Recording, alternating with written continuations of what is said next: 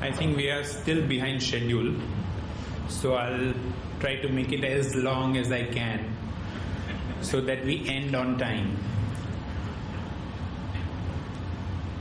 President Nitin Shingala, Joint Secretaries Narayan Pasari and Sunil Gavawala, Treasurer Mukesh Trivedi, Incoming Treasurer Manish, respected seniors and past presidents, professional colleagues, young friends, and honored guests.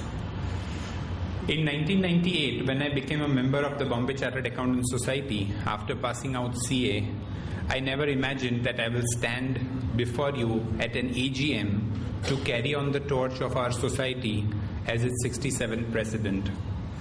As a proud third-generation member of the society, this is an important milestone for me and a moment of honor to carry on 66 years of legacy of learning, sharing, and growing.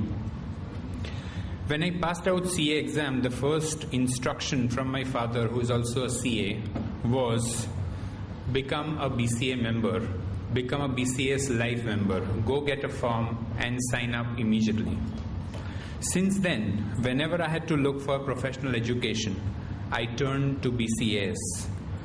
Of course, barring a few situations when I had to complete my CP points, I always went and looked towards BCAs.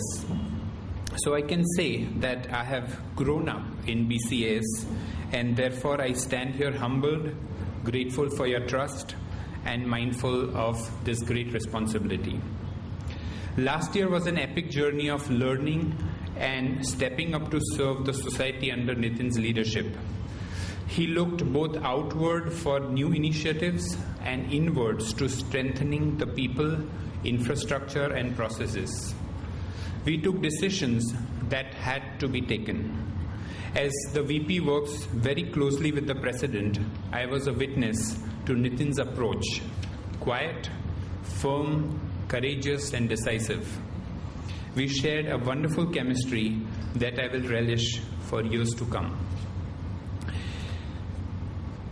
BCAS is driven by its volunteers, their spirit and generosity.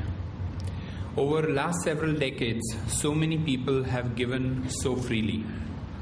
Their time, their knowledge, their resources, their connections, their capabilities, and so much more. There are so many silent workers, behind-the-scene volunteers who matter to the society. I cannot thank them enough for all they have done and all they will continue to do. BCA's volunteers truly epitomize what Martin Luther King said: everybody can be great because everybody can serve. I believe that as a society, we just don't print a journal or a referencer or a few books.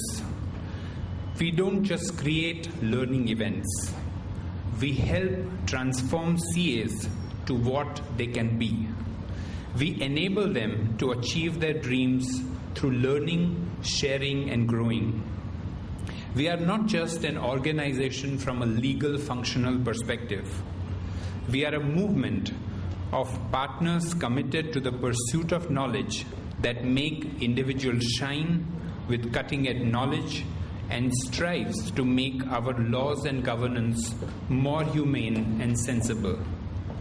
Therefore, in that sense, every BCA's volunteers, all of you, make our nation more wholesome. Over the decades, the society has set a standard in professional education. When we went to Udaipur for the last RRC, the residential refresher course in January, members from outstation said, when BCA says something, we derive a new meaning to what we already know. People look up to our exactitude and care. This ecosystem of beliefs and actions is the soul of our existence, and as volunteers, we are delighted to live by it in every possible way. Another facet of BCAs, which I really regard very highly, is as CAs, so many of us are competitors, yet we sit together, learning from one another, sharing our experience and knowledge with each other. A number of lawyers who come here to speak, they have told us that they don't see anything like that in their fraternity. This spirit to learn, share and grow is precious and unique. And this spirit is the genesis of BCAS and is what we are committed to nurture. The strength of the society lies in its leadership, its committees, which are decentralized decision centers, and the space it gives to individuals to express their creativity really makes all the difference. This freedom results in a vibrant buzz that makes our events and initiatives so unique that many others emulate them. Lastly, a special mention is a must for the string of 66 presidents, the enablers who made BCAS bigger than the sum of our individual ambitions. No words can really describe their contribution and commitment. I have seen and worked with a number of them, and some of them are right here in the first few rows. They are like lighthouses. No matter what time it is, they have guided, supported, and always delivered. I salute them all. Having said that, the landscape around us has changed and is changing faster than ever before and is supposed to get even speedier. Professionals, whether participants to our events or participants of our events or faculty, have tremendous time pressures and other pressing exigencies. The freshly qualified CAs today have varying and different needs. Add to that the information overload. From numerous seminars, portals, organizations, study sessions, fast and frequent changes in laws and regulations, there is just too much going on all the time. The quantum and complexity of all this is unprecedented. So where does BCA stand amidst all of this? I have seen that BCAS continues to work with the same sense of purpose and passion it is known for. We just had the largest ever 9th residential study course on service tax and VAT in June.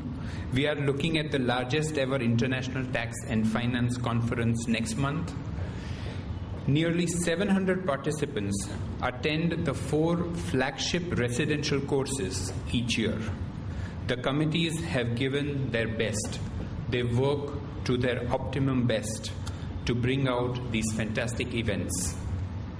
Still, a great institution always faces greater challenges for it to become even greater. The most difficult part of success, they say, is that one is expected to succeed all the time. Also, once something becomes notable, expectations rise. Therefore, questions before us are, where do we go from here? How do we get to the next? As a society, as the managing committee, as subcommittees, we need to ponder on these questions when we meet, when we plan our programs. I wish to share some of my thoughts and vision for BCAS, which are also placed in the annual plan circulated at this meeting. At a very fundamental level, I feel we need to question all that we do. We will need to return to the big why we continue to do what we do. Why we continue to do what we do. Are we aligned and relevant to those who we seek to serve? Every committee, if they challenge the status quo, we can make a difference, which is even bigger, which is even better. Can we ask, do we stay the course or do we need to change the course?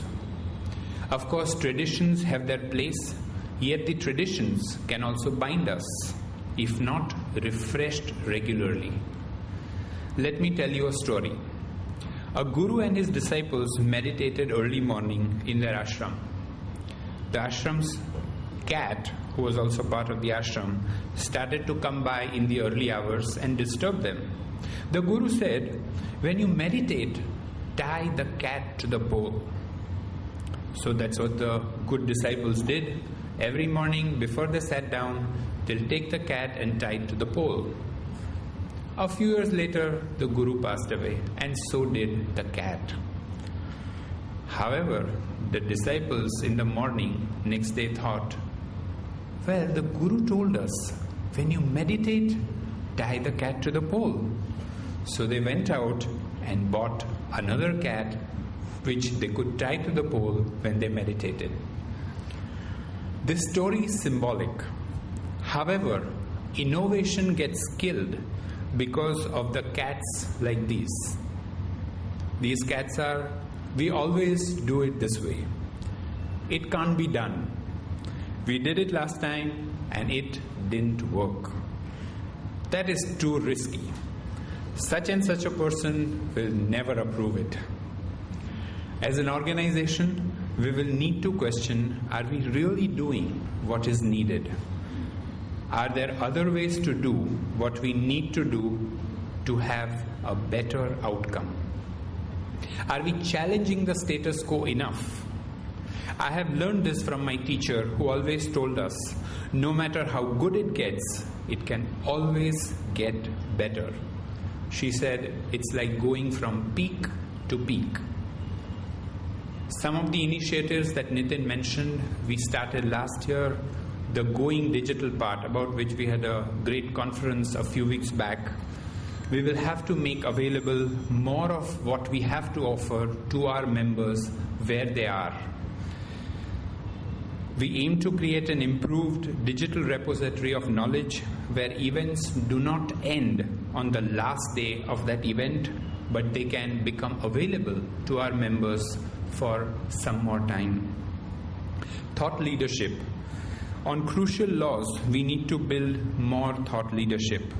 Can we go a step beyond representations and say, this is how it ideally should be? As GST is on the drawing board, the Indirect Tax Committee has been putting together some thoughts and material so that we can see whether this is possible. Another area I feel we can change is the way representations are made, and Nitin spoke a little bit about it.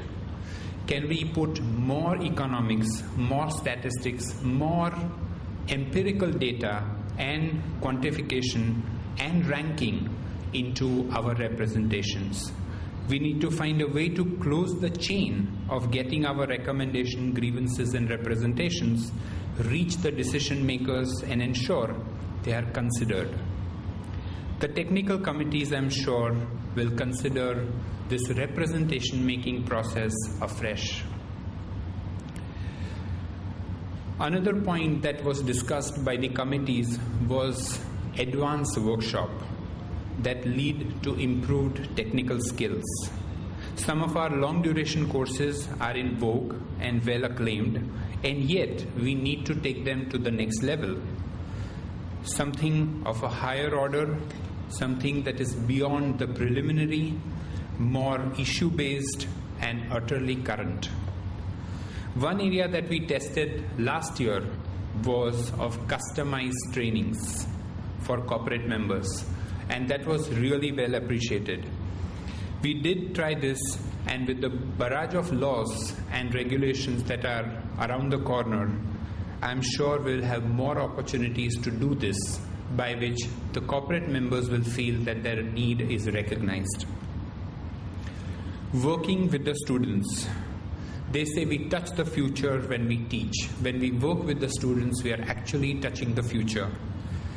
There is a lot that so many people in BCA can do for the student fraternity. The Student Day event was a great success, and the Dream Team, as they call themselves, have already started planning for the next year's Student Day.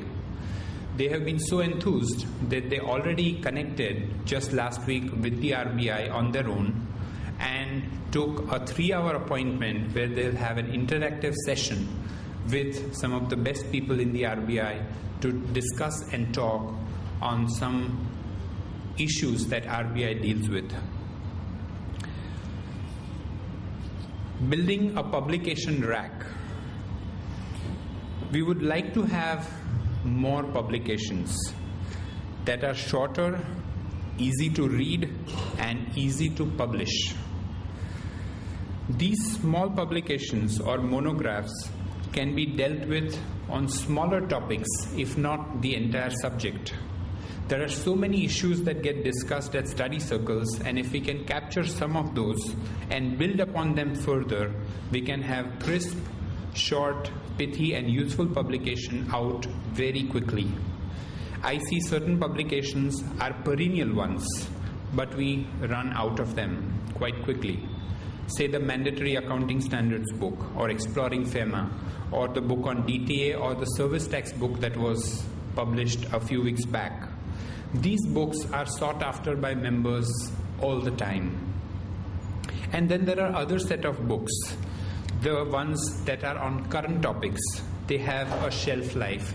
If each committee could look at some of these publications that are perennial and some that come out once in a while, then we'll have a good bunch of publication as readily available for the members. Like Nitin mentioned, we are going for a makeover of the current premises into a learning center where members, the CAs and students, can come, study, learn and collaborate and contribute. For qualified and competent staff, we thought it was necessary to have better infrastructure, better and bigger space so that they can function optimally. Can BCA be more data-driven? Nitin already spoke about loosening the monkey. And since last 6 months, we have been doing several surveys where we have been writing to the participants and seeking their feedback, seeking their reaction to how the program went for them, what did they like, what are their preferences. So we want to continue and expand using technology to get data on which we can base our decisions. In all this, I have to say that all of us remember that we'll keep the vision of the BCAs at the forefront. In the words of Thomas Jefferson, in matters of style, swim with the current. In matters of principle, stand like a rock. This credo has and will keep and always will keep BCAs relevant and useful in times to come. Over the years, the President is expected to be Chief Everything Officer.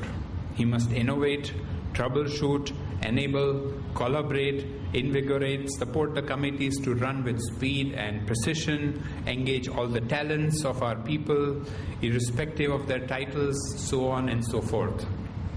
I really look forward to give my best and meet all your expectations.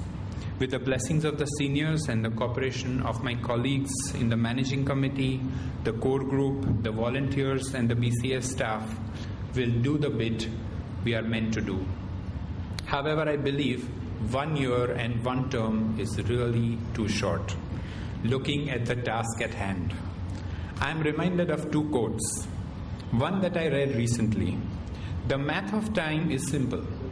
You have less than you think and need more than you know.